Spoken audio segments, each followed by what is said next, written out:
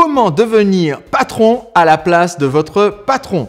Aujourd'hui, j'aimerais vous parler d'un livre qui fait référence si vous êtes employé et que vous voulez devenir le patron de l'entreprise. C'est-à-dire, si vous n'avez pas choisi la voie de créer votre activité à partir de zéro, mais si vous travaillez dans une entreprise et que vous voulez grimper les échelons jusqu'à un jour devenir directeur général, président directeur général, gérant ou patron à la place de votre patron.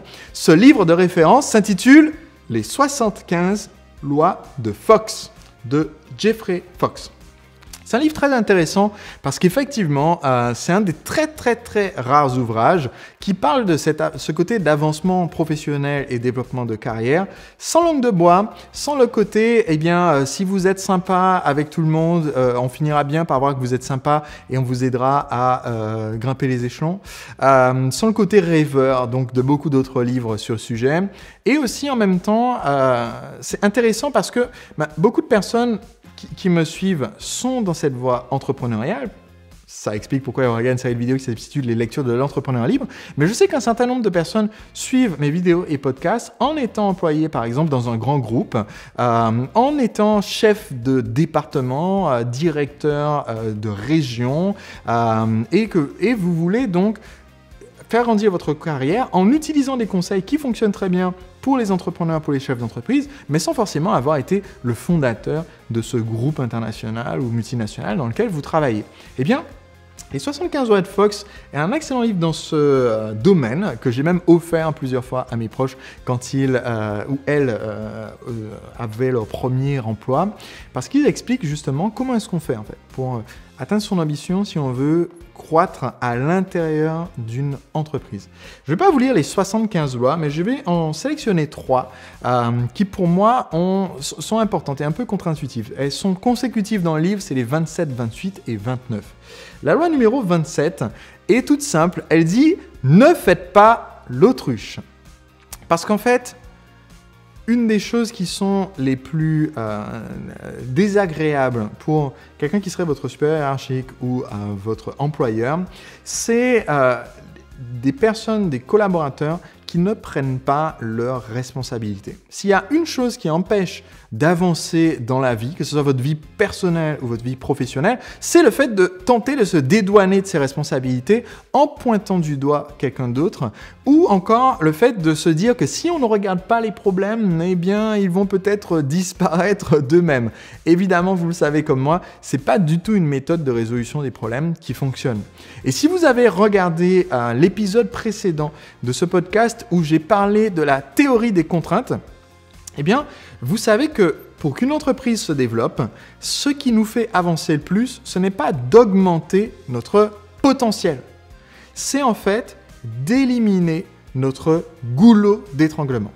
Donc, augmenter notre potentiel, ça ne change rien au final. Une analogie que je reprends souvent, c'est vous avez un robinet fermé, si vous augmentez la taille des tuyaux qui amènent de l'eau ou du pétrole, peu importe, dans ce robinet, tant que la vanne est fermée ou qu'elle est à peine ouverte, eh bien, vous n'aurez pas un débit supplémentaire. Ce qu'il faut donc, c'est non pas augmenter votre potentiel, la taille des tuyaux, mais ouvrir le robinet. Et dans une entreprise, vous gagnez en valeur en tant que collaborateur en cherchant à ouvrir les vannes, ouvrir les robinets. Donc, au lieu de faire l'autruche et de se dire, bon, on va faire comme si les problèmes n'existent pas, on va espérer que la personne d'après nous va les voir. J'ai bien connu ça quand j'ai travaillé pour une grande société de services en informatique, dont je ne citerai pas le nom dans cette vidéo d'aujourd'hui, et on avait pour client une grande société nationale ferroviaire française. Donc, par contrat, je ne peux pas dire laquelle, mais une société ferroviaire française qui a 12 000 gares en France, bon voilà. Et quand je regardais le code sur les bornes pour acheter les tickets, eh bien c'est arrivé plus d'une fois qu'en regardant ce code pour pouvoir ajouter des nouvelles fonctionnalités, je vois des commentaires. Donc on peut mettre des commentaires dans le code qui fait que c'est juste du texte qui sert pour les autres développeurs qui viendront après vous. Et j'ai vu des commentaires du genre « Bon, on ne sait pas trop si ça va marcher, mais il faudra regarder ça. » Et vous voyez que la personne qui travaillait avant vous et qui maintenant n'est plus en poste, eh bien, a mis ça à plusieurs endroits. Alors, bon, il faudra que quelqu'un regarde et hop, on fait l'autruche, on disparaît et on laisse les autres se débrouiller, c'est évidemment pas une attitude qui mène à un grand succès professionnel et même dans la vie à un succès personnel particulier. Donc, règle 27, ne faites pas l'autruche. Règle 28. Et pour moi, cette règle, elle s'applique non seulement si vous êtes dans le cadre des 75 What Fox, de toute façon, les 3 règles s'appliquent dans tous ces cas-là, que vous soyez un employé ou que vous soyez le gérant de l'entreprise. Cette règle, pour moi, elle est hyper importante. Règle 28, soyez visible. Il est impossible d'avancer professionnellement si vous n'avez pas de visibilité. Vous n'allez pas... Voilà, c'est comme...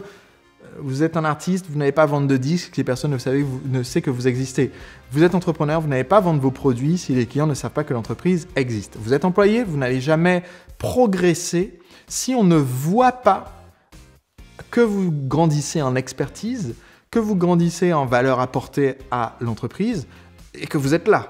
C'est-à-dire, si littéralement on ne voit pas que vous êtes là et que vous apportez de la valeur, eh bien, c'est impossible que le marché, et le marché, c'est soit le marché extérieur qui achète les produits, soit le marché en interne de l'entreprise, c'est impossible que le marché ne considère que vous apportez de la valeur si le marché ne sait pas que vous existez. Donc, j'ai fait de nombreuses vidéos sur le sujet du marketing de l'entreprise. J'ai fait aussi quelques vidéos sur le sujet du marketing personnel, comment est-ce qu'on fait pour se vendre, et c'est une composante essentielle si on veut réussir professionnellement. Et enfin, la règle 29, elle est importante dans le cadre de toute mon œuvre et toutes mes séries de vidéos et tous les podcasts que je réalise. Je vous dis souvent l'importance d'être un entrepreneur libre, si vous êtes créateur d'entreprise, et je dis aussi l'importance, si vous êtes dans une entreprise, d'être un intrapreneur, mais d'appliquer les stratégies de l'entrepreneur libre. La règle 29 parmi les 75 Red Fox, qui pour moi est importante si vous voulez avancer professionnellement, c'est prenez toujours vos vacances. Personne ne vous remerciera sur votre lit de mort d'être resté à travailler sans prendre de congé pendant 10 années d'affilée. Croyez-moi, vos enfants ne vous en remercieront pas particulièrement non plus. Vous n'allez pas vivre plus tranquille, plus heureux, plus connecté à vos passions, plus connecté à vos amis si vous êtes enfermé dans un bureau à travailler. Et ça n'apporte pas... et ce qu'explique l'auteur, c'est que il dit, le cadre qui se vante de ne jamais prendre de vacances est soit un fou, soit un mauvais manager. Et c'est intéressant de se dire ça, c'est de se dire que si vous êtes surbooké, si ce n'est pas possible pour vous de faire tenir votre temps de travail dans votre temps de travail, ça ne veut pas dire que c'est attendu de tout le monde, ça veut simplement dire que vous ne gérez pas correctement et qu'il est temps de se remettre en question sur cette gestion du temps et de vos missions. D'autant plus que les vacances, ça permet de se ressourcer, ça permet de retrouver l'esprit créatif, ça permet de se déconnecter du travail, de se reconnecter à votre vraie vie, qui est ce qui compte en vrai. Et vous serez d'autant plus respecté par les autres, qui respecteront aussi vos horaires et respecteront aussi vos vacances, à condition que vous-même, vous vous respectiez. Ce conseil, il est extrêmement important, que vous soyez un employé ou que vous soyez un entrepreneur, que vous soyez dans la prestation de service où vous vendez votre temps ou que vous vendiez des produits. Tant que vous n'avez pas vos limites personnelles et tant que vous ne les avez pas fixées, eh bien, il est impossible que les autres respectent des limites que vous-même, vous ne vous êtes pas fixées.